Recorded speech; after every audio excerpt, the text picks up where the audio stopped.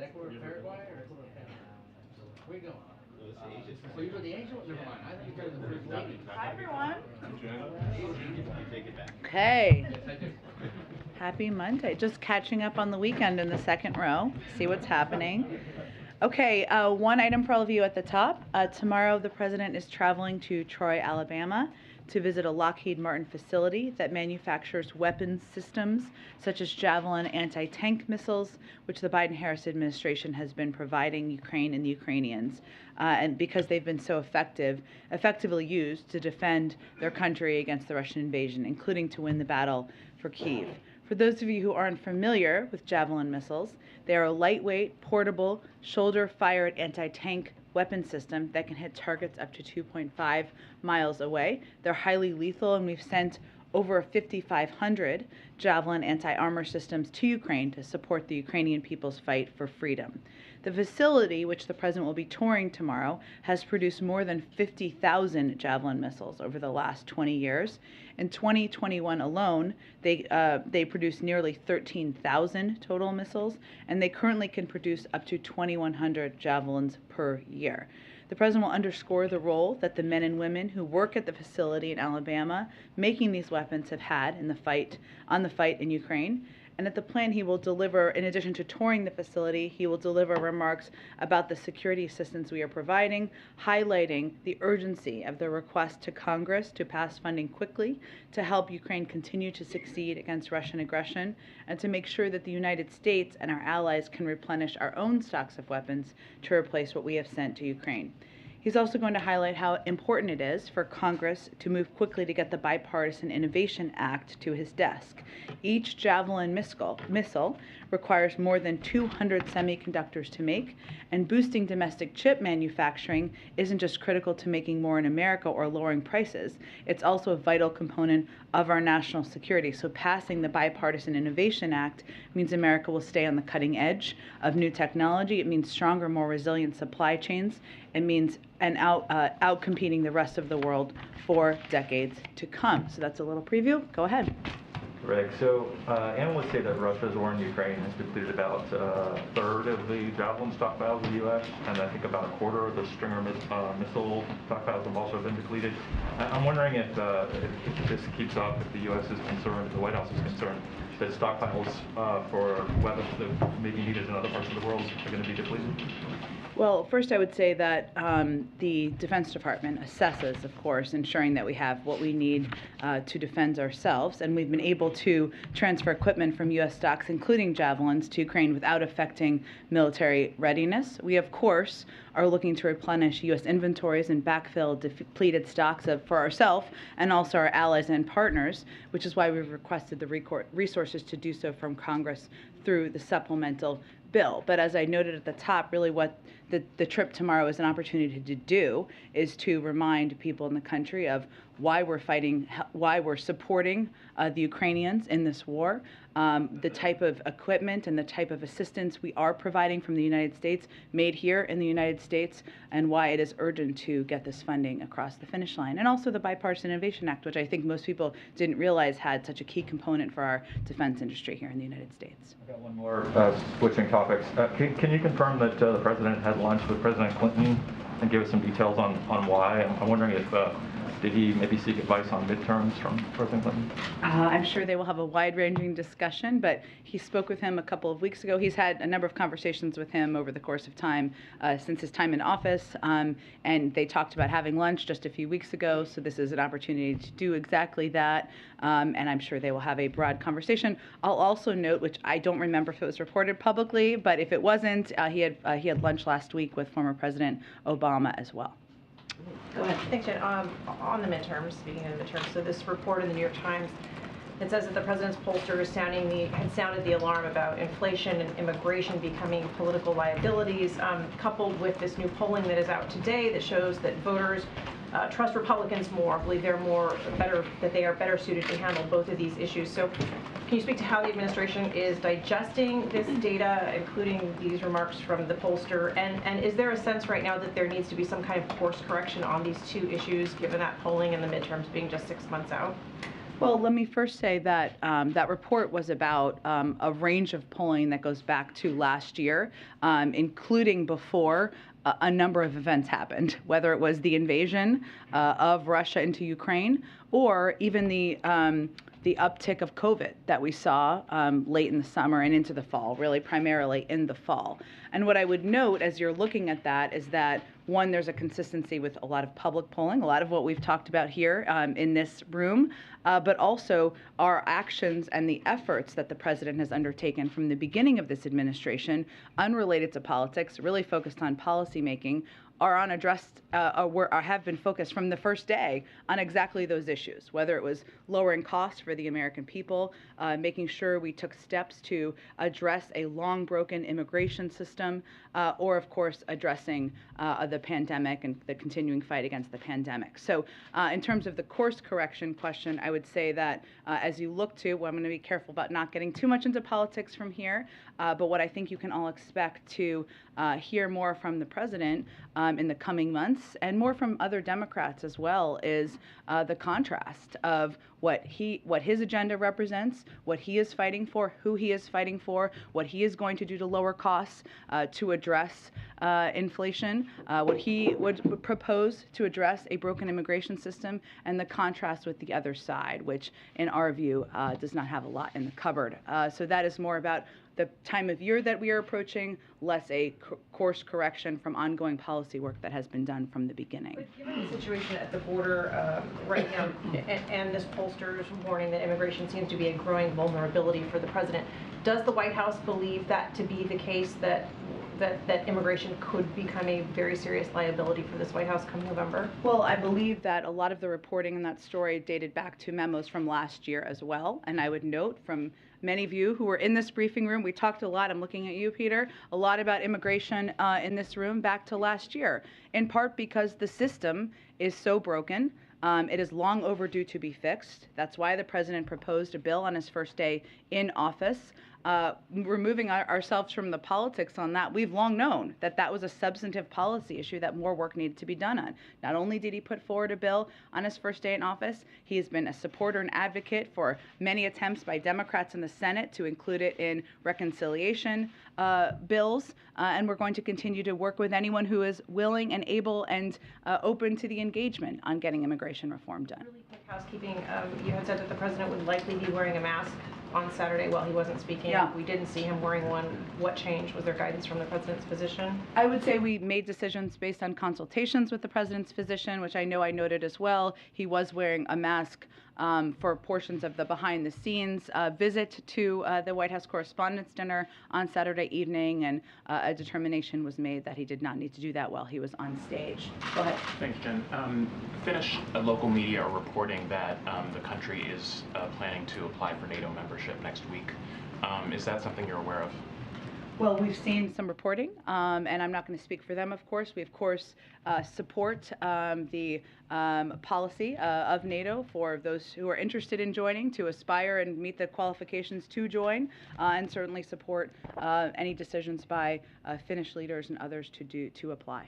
And just more broadly, what is the president's personal view about just the question of NATO enlargement, about whether that's something that would be an effective step to address the security challenges that are posed by Russia, or something that would be a provocation? Well, the president supports the open door policy of NATO and supports those who have aspirations to join to apply for membership, and the role of NATO in making those determinations. But I would say, broadly speaking, what we all look at, the president, other European leaders, is the fact that President Putin's clear objective at the beginning, prior to his invasion, at the beginning of this war, was to further divide NATO, to further divide the West. That is the exact opposite of what we're seeing here with these reports, and also just the broad unity across Europe and the United States, the West. Amazon told its employees today that they would be providing a new workplace benefit to allow workers to travel to other states if they need to for abortion procedures. I'm curious what the White House thinks of that, whether that's something that is appropriate as there are more restrictions on abortion rights, and whether that's something that unions should seek in collective bargaining. negotiations? Sure. Well, I don't have any comment on a decision by a private sector company. We know our view on the archaic abortion laws that we've seen put into place across the country in some states, far too many states. I'm happy to check if there's more we have to say on it. Go ahead. Thanks, Jen. Congressman Adam Schiff, who's part of the delegation that traveled to Kyiv over the weekend with House Speaker Pelosi, says that they heard new requests from Ukraine in terms of needs that they had not heard before, and also said they made recommendations to President Biden afterward. So can you talk about what those needs are that Ukraine has and what recommendations the lawmakers made to President Biden? Well, the president spoke with Speaker Pelosi, but also the entire delegation. I believe we put a pool note out about this yesterday after their visit to Ukraine before they went to Poland. I believe that was where it took place and in their travel. He is looking forward to getting a more extensive briefing from them when they return. Now, the House is out this week, so it may be virtually this week, or it could be when they return next week.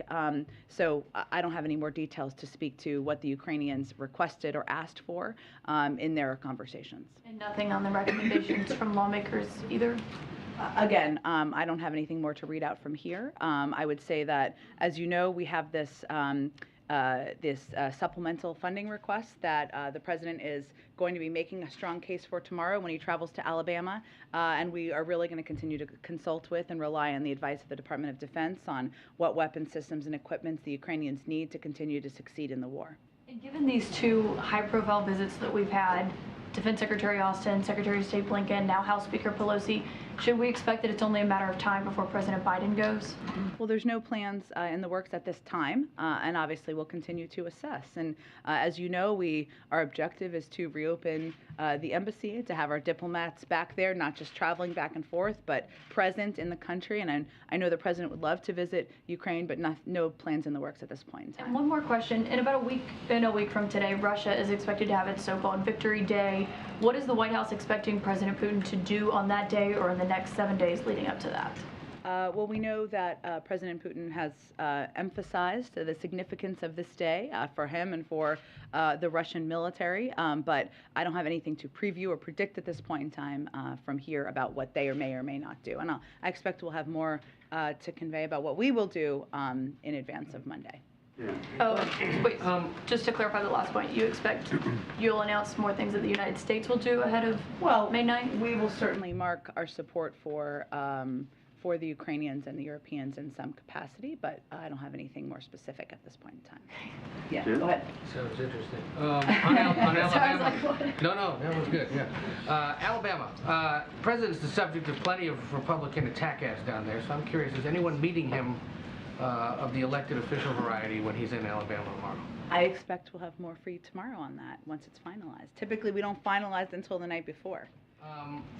Did you say 200 semiconductors per Javelin? I believe that was in my notes, yes. I will double check that that's accurate, but that is my understanding. So, I mean, given the semiconductor shortage, are there even enough to make them? If that's what they need. There continue to be, but that is why we need the Bipartisan Innovation Act signed and why we need to ensure that we are not reliant on the whims of others in order to continue manufacturing here in the United States. And of course, the president confirmed a little while ago he's meeting with the parents of Austin Tice. He said Saturday night he wanted to meet with them. Yeah. Is there anything more about how that came together as quickly as it did? I mean, obviously they were here in town, but anything else we can learn about getting this meeting together so quickly? Well, I would say after the president made those comments, obviously we went into action to work to set up the meeting on Sunday and see if Deborah and Mark Tice, Austin's parents, would be available.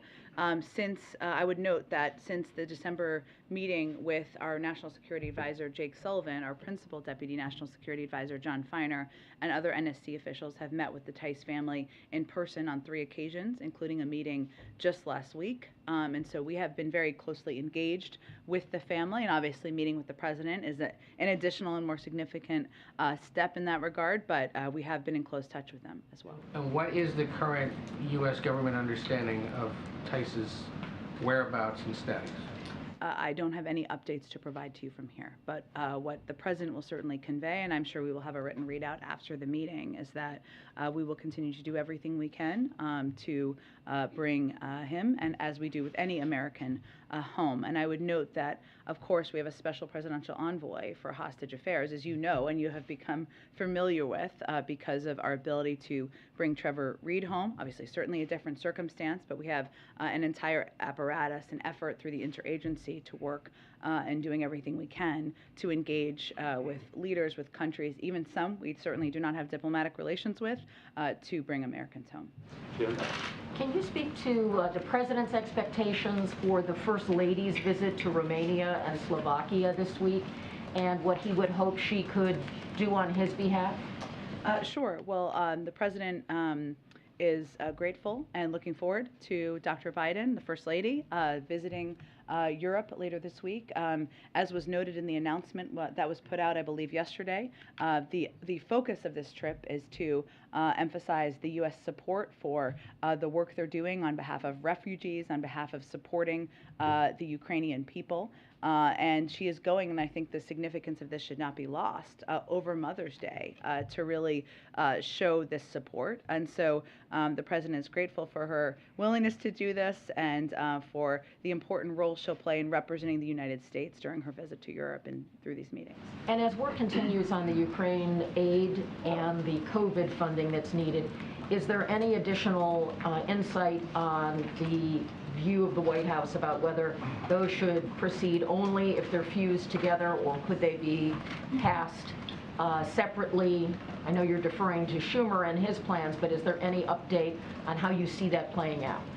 Well, Kelly, you know, the president put them forward together because that would certainly be his preference. And while he is obviously traveling to Alabama tomorrow to emphasize and really make a strong call for the urgency of moving the money for the Ukrainians forward, it should not be lost on anyone that there is a dire need for money to continue to fund our needs on COVID. And I would note that there were reports, of course, over the weekend from many of your outlets as well, including this morning, about a range of new subvariants and that have prompted some surges in different parts of the United States.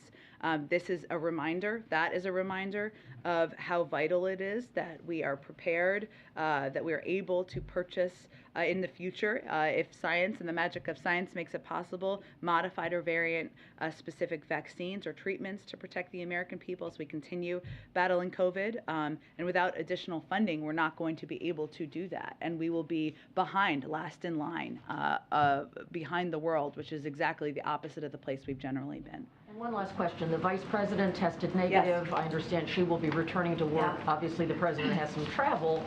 But even with her negative test and a plan to wear masking, are they going to resume their in-person contact, or is the president's physician going to suggest a little more time for the two of them to be apart until she clears any further?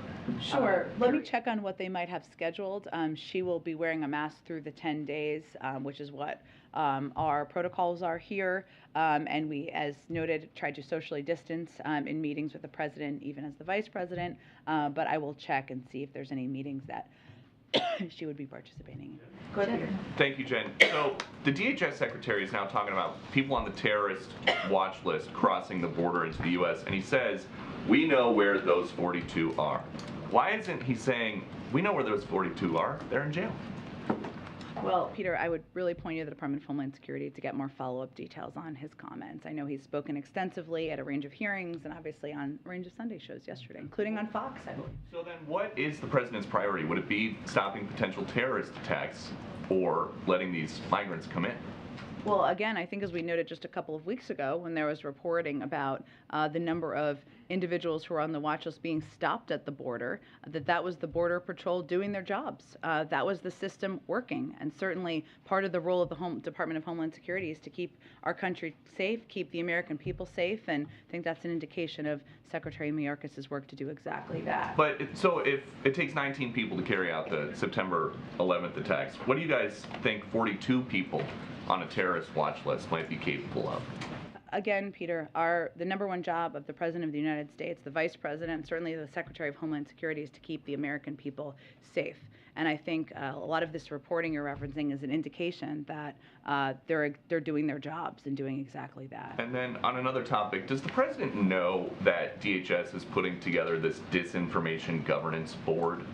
Well, Peter, I think I would note, and I'm not sure if this has been in your reporting yet, but this is a continuation of work that was done under the prior administration, under the Trump administration, to take steps to address disinformation, address the use of disinformation in helping smugglers prompt the movement of more migrants across to the border. I would note that the first example given in the announcement about this was DHS's work to understand how, quote, misinformation spread by human smugglers that prey on vulnerable populations attempting to migrate to the United States. So for anyone who's out there who may be concerned about the increase in migrants to the border, this is the kind of apparatus that's working to address disinformation. And again, continuing the work of the Department of Homeland Security in 2020, something we're currently applauding. But just in terms of what the president wants out of this, does he want the people on this board to start censoring information that is not helpful to him? Well, let me be clear on exactly what this board does, or what the work they are doing does. And in their announcement, which is publicly available on the Department of Homeland Security website for anyone to read, it says, quote, the primary mission is to establish best practices to ensure that efforts to understand and respond to disinformation are done in ways that protect privacy, civil rights, and civil liberties, and the right to free speech. But, okay, there's this woman, Nina Jankowicz, who is going to be in charge of the board. She has said that she thinks the Hunter Biden laptop is Russian disinformation. So should we look forward in the future to her censoring internet traffic about the Hunter Biden laptop? I think I noted exactly what the objective of the board is, including continuing the work of the prior administration. And the woman you noted has extensive experience and has done extensive work addressing disinformation. She has testified before Congress, testified in Europe. She has worked closely with the Ukrainians and has unique expertise, especially at this moment we're facing. Go ahead. Thanks, Jen. Following up on the question about the stockpile and weapons, some experts tell us that the Pentagon has only just begun issuing the new contracts to replace some of the weaponry sent overseas. Wondering if the president is comfortable with the pace of contracting and defense industry production. Certainly. Look, I think I would point you to the Department of Defense for any update on the status of contracts and they have quite a bit of experience in contracting and how they are navigating that. They do assess, of course, as they are making decisions about what type of equipment and materials we can provide, ensuring that it continues to allow us to defend and protect our homeland. And they are confident in that, and the president is confident in that. I would note that the Defense Department is also working closely with industry to evaluate the health of weapon systems production lines at the prime and sub-tier supplier levels and examine bottlenecks in every component to ensure if anything can be addressed, we can work to address that in the manufacturing process. And we're considering a range of options if they're needed to increase production capacity and improve production timelines of both javelins as well as Stingers. But that's an ongoing process, so I just don't have anything to preview at this point in time. On inflation, has the White House analyzed at all how much student loan forgiveness would impact inflation? I know there's been outside analysis of that, but I don't have any internal analysis at this point to preview for you. Thanks, Jen. You just said a moment ago that the president would like to see the COVID aid and the Ukraine aid move together. I think last Thursday he said he didn't really have any kind of preference on how Congress moved it. So did his thinking change on this, and if so, why? That was what he put forward in his letter, but what I'm not going to do, and he's not going to do, is get into a hypothetical of what he would or wouldn't sign. Well, okay, but he's not urging specifically that Congress tie them together in a single package, then. He said that was his preference in the letter he sent up to Congress, but again, there's a process that needs to be underway, but the point is they're both urgent for different needs, and we're going to continue to press Congress to move them forward. And when Congress, I guess when the full Congress comes back, are you guys planning to send up officials, as you've done in the past, to urge them to pass this COVID relief? Is there any kind of like full court press you all are planning on that? Absolutely. I don't have anything at this point to preview. I'm sure as we get later in the week, when we'll have more updates on the schedule for next week, we'll have more to convey. But certainly, we haven't waited for Congress to be back. Our team has been in touch with members, with their offices, with teams, making clear what the urgency is at this moment. Thanks, Jen. Is the president, or how is the president following the evacuation of civilians from Mariupol? And can you share whether the United States played any role, whether helping organize, strategize, give advice on the current humanitarian corridor?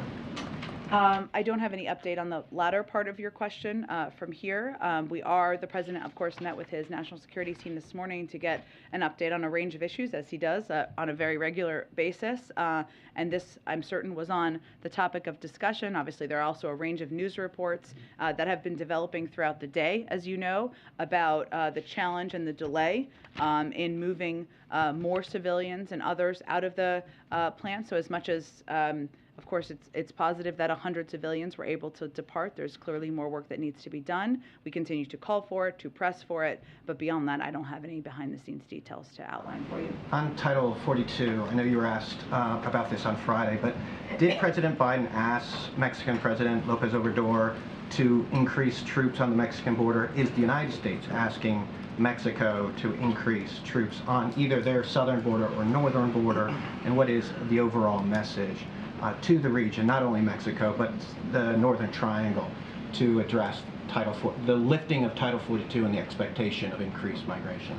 Well, as part of the conversation, which again was very constructive, it was neither threatening nor pressing in that manner.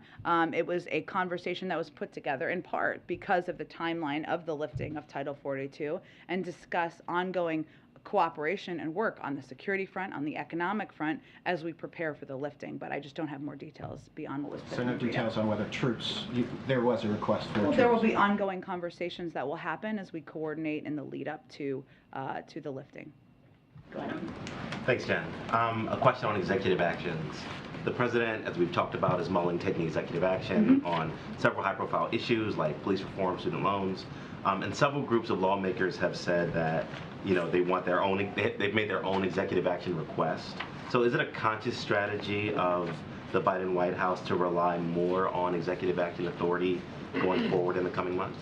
I wouldn't say that. I would say we're going to do both. Look, there are steps that we certainly would like to see Congress move forward on, or we would have liked to have seen them move forward on in some cases, police reform as an example. And when the bipartisan process paused, we stepped up the process of considering and reviewing executive action on that front. And that is true in a range of areas. But the preference is, of course, legislative action because it's more permanent, it's more lasting. But we will continue, and the president will consider using his executive authority, capacity and capabilities throughout his presidency. But I wouldn't say it's choosing between. We are still continuing to press for the passage of the Bipartisan Innovation Act, for work that we feel could be done on a bipartisan basis, whether that it is on helping veterans or on mental health issues or opioids. But he will also, of course, continue to consider his options he can take with his own authorities. Can you talk more about the temper of the conversations with lawmakers? Is there pushback saying, you should do, your job and pass laws, or how do those conversations go? I just don't have more to read out for you. I'm sure the lawmakers can speak to you about it themselves. Go ahead.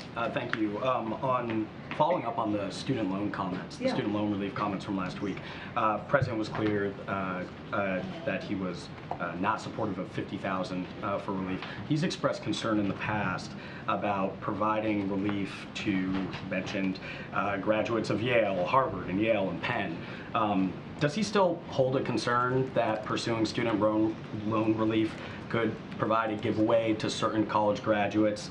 And as a result of that, is there consideration of having income caps with any sort of student loan relief? There is, and he's talked about that back to when he ran for president. I would say when he talks about the type of schools, there are a number of schools, some you mentioned, that have larger endowments than other schools, public universities and others. And so what he's referencing is making sure it's targeted to those graduates who have the greatest need. And would that, in the effort to have that target, would the student loan relief apply to students of both public and private institutions? again, it wasn't meant to discriminate. It's more meant to make a point about where the needs are greatest. And that's why he has talked about in the past having an income cap as well. But we're not at the point where we have a final proposal or a final executive action or anything along those lines. And when we do, we will of course detail it to all of you. And following up as well on the Disinformation Governance Board, reading the announcement as well, 2 examples were pretty prominent. That was, you mentioned, combating disinformation from cartels, and then also disinformation from extremist groups. Yes. Just in terms of clarifying here, can you help me kind of assess how this would look for like the common the person that's at their computer right now that sees disinformation online, or for cartels it's usually buying a segment on the radio and saying now's the time to come. How exactly would this board combat that? Would it just be fact checks, publishing guidance, or what would Americans actually see when it comes to the work of this board? Well, it's continuing work that was done by CISA back to 2020. So what this would do is continue that work, and it would help coordinate internal activities from the department related to disinformation that poses a threat to the homeland. So you gave some examples there of terrorist threats, of course, but also, which is different, the smugglers' work that they do pushing disinformation. The mandate is not to adjudicate what is true or false online or otherwise. It will operate in a nonpartisan and apolitical manner. It's basically meant to coordinate a lot of the ongoing work that is happening, and what their focus is on disinformation and threats to the homeland, as I noted, which things like things that would incite violent extremism, human traffickers and other transnational criminal organizations, any efforts that malign foreign influence, anything that would endanger individuals during emergencies. So a lot of this work is really about work that people may not see every day, that's ongoing by the Department of Homeland Security. Would there be something public-facing they would see, or would all of this happen kind of behind closed doors amongst they certainly will consider putting out public products that represents the department's view on disinformation-related manners, but that's their overarching objective, and I don't have a determination of what that format would look like at this point. One more on that, just what will DHS be relying on when determining what is information from extremist groups? Will they be relying on the FBI's sort of, lists of groups that could pose extremist violence, or is there some other kind of platform that DHS is relying on to identify? Sure, I understand your question. I'm not sure there's much detail I can get into from here. This is, again, ongoing work that has been happening by CISA back to 2020, and I would point you to the Department of Homeland Security if they have more details on any sources they're looking at. Is this being run through CISA then? It was run through CISA for back to 2020. It's continuing that work and is part of the Department of Homeland Security's work. Yeah, one more on student debt forgiveness. Republicans have already been setting out to criticize any action that the president takes as a move that is elitist, that helps the wealthy. If there are income caps that you just discussed there, would it be done in a way that prevents this program from being a program for college-going wealthy, and one that would be equitable in terms of helping kids maybe who need it more, or students who need it more? Well, that's the goal, right, is to make sure it's targeted at people who need help the most. Okay. And then the Washington Post reported that the White House is in talks of having employees of Starbucks and Amazon who help the respective union drives there perhaps visit the White House. Can you confirm that? Does the president want to host those union workers? Well, we are in regular touch with union workers and union leaders. In large part because the president has long been an advocate of collective bargaining rights and of the right of anyone to choose to join a union, but I don't have anything to preview in terms of a meeting at this point in time. Go ahead. Thank you, Jen. Following up on the question of Speaker Pelosi going to Kyiv, at that time it was just Democrats who went with her, no Republicans. Is the president disappointed at all that this might have been a missed opportunity for a show of bipartisan support, not only to Americans, but to Ukrainians and the Ukrainian president? Well, I believe her office spoke to this already, and they conveyed that they did offer to include Republicans on their trip, and as would be standard for security reasons, they didn't get into details about the fact that they would be going to Ukraine. They conveyed it as a trip to Poland, and any Republican they reach out to declined to join the trip. And one of our ABC Washington Post polls found that 8 in 10 Americans are expressing worries about a wider war and the possible use of nuclear weapons by Russia. And given that Russia has made it clear that they believe NATO has engaged in a proxy war, what's the White House's message to worried Americans right now? Well, I think it's an important step to take and a responsibility of everyone to make clear this is not a proxy war. I know that is the the Russian talking point on this, but it is not a proxy war. This is a war between Russia and Ukraine. NATO is not involved. The United States is not fighting this war, so I think it's important and vital for all of us to not repeat the Kremlin talking points on this front. I would say that the Russians themselves have over time, including as recently as last year, made clear that no nuclear war, a nuclear war could not be won. We agree with that, and that is important for every country to restate and every elected official to restate around the country here as well. So I would note the president's view and his position continues to be that we are not putting U.S. troops on the ground to fight this war, and that's something we will continue to reiterate for Americans. Go Thank ahead. you so much. You just said on May 9, maybe a follow-up, that the United States will certainly mark their support for Ukrainians and Europeans in some capacity. I was wondering whether you can be more specific. Are we talking about a symbolic gesture, coordinated sanctions with the Europeans, or a concrete announcement of new aid for Ukraine? Not yet. I have nothing to preview yet. Maybe as we get closer to the end of the week, we may be there. Go ahead. Yeah, thank you, Jen. Two questions about President Biden's upcoming visit to East Asia. We know South Korea will be the very first East Asia or Asia country that President Biden will visit. Actually, for nearly 60 years, no U.S. president had visited South Korea first in his term. They usually put Japan first. But many U.S. presidents have visited South Korea over time. Right, but the first has its significance. Okay. So is this a signal of a change of policy towards East Asia? In what capacity? I mean, the U.S. will focus more on, for example, the issue of North Korea, and also maybe invite South Korea to join Quad. There are many ways that we engage with South Korea. It's an incredibly important partnership, relationship, but the Quad will remain the Quad. We will continue to engage with South Korea through a range of mechanisms and continue to work on the strength of our relationship. In terms of the order of the trip, I would not overread into that. Obviously, we have a strong relationship with Japan, strong relationship with South Korea. I'm certain North Korea will, of course, be on the agenda, a prominent part of the agenda. We'll have more to preview as we get closer to the trip. Actually, President-elect Yoon, he said he is possibly reviewing South Korea's joining of Quad if invited. Will we see invitation from the United States to invite South Korea to join the Quad? I don't have any prediction of that at this point, but I would note that we have an incredibly important, vital relationship with South Korea. We work on a range of issues in the region and around the world, and that is the reason why the president is going to be visiting later this month. Go ahead. Thanks, Jen. I have a few. Senator Tim Kaine said yesterday that the competitiveness bill, COVID funding, and Ukraine aid are 3 big tasks ahead of us in May. That's a pretty tall legislative order for a 4-week time period. What is the president doing specifically to get those legislative priorities across the finish line this month? He's going to Alabama tomorrow, that I previewed at the top of the briefing, to make the case in these remarks about how vital it is to move this legislation forward.